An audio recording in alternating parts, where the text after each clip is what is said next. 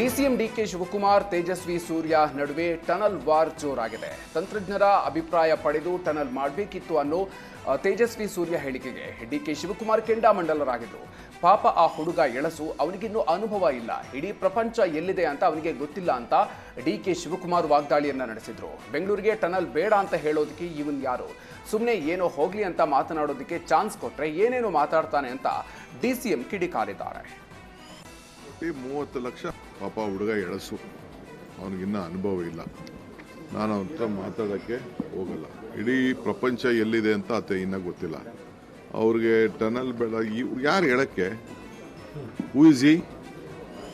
Election ನಿಂತ್ಕೊಳ್ಳೋಕೆ ಹೇಳಿ, ಅಲ್ಲಿ ಹೋಗಿ ಸೆಂಟ್ರಲ್ ಮಿನಿಸ್ಟರ್ಗೆ ಹೋಗಿ ಸೆಂಟ್ರಲ್ ಮಿನಿಸ್ಟರ್ ಆಗ್ಬಿಟ್ಟು ಇಲ್ಲ ಪಾರ್ಲಿಮೆಂಟಲ್ಲಿ ಅಂತ ಅಂದ್ಬಿಟ್ಟು ಒಂದು ರೆಸಲ್ಯೂಷನ್ ಮಾಡಿಬಿಡ್ಲಿ, ಟನಲ್ಲೇ ಬೇಡ ಈ ಪ್ರಪಂಚದಲ್ಲಿ ದೇಶದಲ್ಲಿ ಅಂತ ಅಂದ್ಬಿಟ್ಟು ಒಂದು ರೆಸಲ್ಯೂಷನ್ ಮಾಡಲಿ. ಸುಮ್ಮನೆ ಏನೋ ಹೋಗ್ಲಿ ಅಂತ ನಾನೊಂದು ಮಾತಾಡೋಕ್ಕೆ ಒಂದು ಚಾನ್ಸ್ ಕೊಟ್ಟರೆ ಏನೇನೋ ಮಾತಾಡ್ತಾರೆ. ನಾನು ಹೇಳಿದ್ದು ಗಂಡ ಫ್ಯಾಮಿಲಿ ಸೋಷಿಯಲ್ ಪ್ರಾಬ್ಲಮ್ ಅಂತ ಮೆಟ್ರೋಮನಿಯಲ್ ಇಶ್ಯೂನ ಈ ಕಾರಲ್ಲಿ ಬಿಟ್ಬಿಟ್ಟು ಕಾರಲ್ಲಿ ಯಾಕೆ ಓಡಾಡ್ತಾ ಇದ್ದೀನಿ ಅಂತ, ಮೆಟ್ರೋಲ್ ಓಡಾಡಲಿ, ಗೌರ್ಮೆಂಟ್ ಬಸ್ಸಲ್ಲಿ ಓಡಾಡಲಿ, ಎಲ್ಲರೂ MLAಗಳು ಮಂತ್ರಿಗಳು ಎಲ್ಲರೂ ಮೆಟ್ರೋಲೇ ಓಡಾಡಲಿ, ಯಾರು ಬೇಡ ಅಂತ ಹೇಳ್ತಾ ಇದ್ದಾರೆ? ಆಟೋ ರಿಕ್ಷಾಲೇ ಓಡಾಡಲಿ, ಪಬ್ಲಿಕ್ ಟ್ರಾನ್ಸ್ಪೋರ್ಟಲ್ಲೇ ಓಡಾಡಲಿ, ಕಾರ್ ಹಾಕಬೇಕು. ಎಷ್ಟು ಲಕ್ಷ ಕಾರ್ ಇದೆ ಬೆಂಗಳೂರು ನಗರದಲ್ಲಿ? 1,30,00,000 ವೆಹಿಕಲ್ಸು ಬೆಂಗಳೂರಲ್ಲಿ ಇದೆ. ಅವೆಲ್ಲ ಅರ್ಥ ಮಾಡ್ಕೊಳ್ಬೇಕು. ಪಾಪ ಹುಡುಗ ಎಳಸು, ಅವನಿಗೆ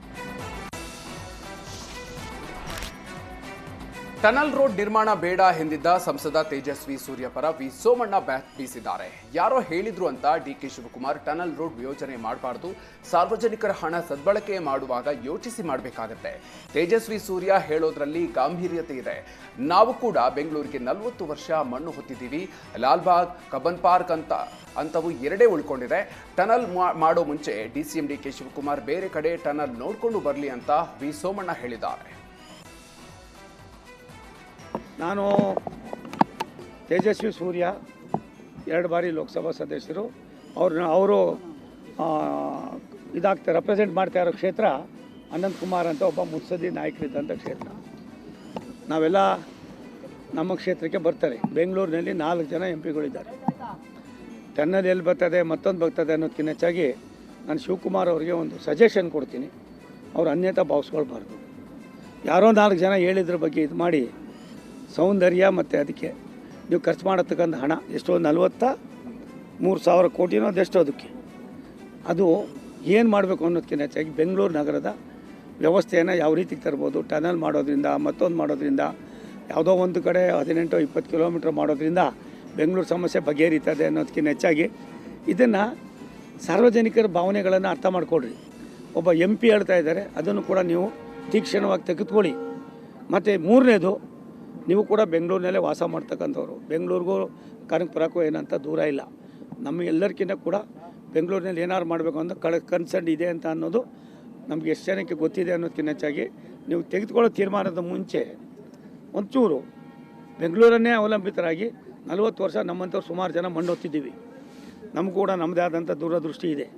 ಅವೆಲ್ಲವನ್ನು ತೆಗೆದುಕೊಂಡು ಅದು ಮಾಡೋಕ್ಕೆ ಮುಂಚಿತವಾಗಿ ಹೋಯ್ತಾ ಇದ್ದಂಗೆ ಎಲ್ಲ ಒಂದು ಕಡೆ ಉಯ್ಯೋ ಮಾಡ್ರಾಯ, ಅದು ಆಗೋದು ಬೇಡ. ದಯವಿಟ್ಟು ತೇಜಸ್ವಿ ಸೂರ್ಯ ಅವ್ರು ಏನು ಹೇಳ್ತಾ ಇದ್ದಾರೆ ಅದರೊಳಗೆ ಗಾಂಭೀರ್ಯತೆ ಇದೆ, ಅದನ್ನು ಕೂಡ ನೀವು ಲೆಕ್ಕಕ್ಕೆ ತೆಗೆದುಕೋಬೇಕಾಗ್ತದೆ. ಇದು ಕೇವಲ ಕೋರ್ಟ್ನಲ್ಲಿ ಮತ್ತೊಂದರಲ್ಲಿ ಅಧಿಕಾರ ಇದ್ದಾಗ ಮಾಡ್ತಕ್ಕಂಥದ್ದಲ್ಲ. ಇದರಿಂದ ಸಾರ್ವಜನಿಕರ ಹಣ ಏನಿದೆ, ಹಣವನ್ನು ಸದ್ಬಳಕೆ ಮಾಡುವಾಗ ಲಾಲ್ಬಾಗ್ ಅಂತದ್ದು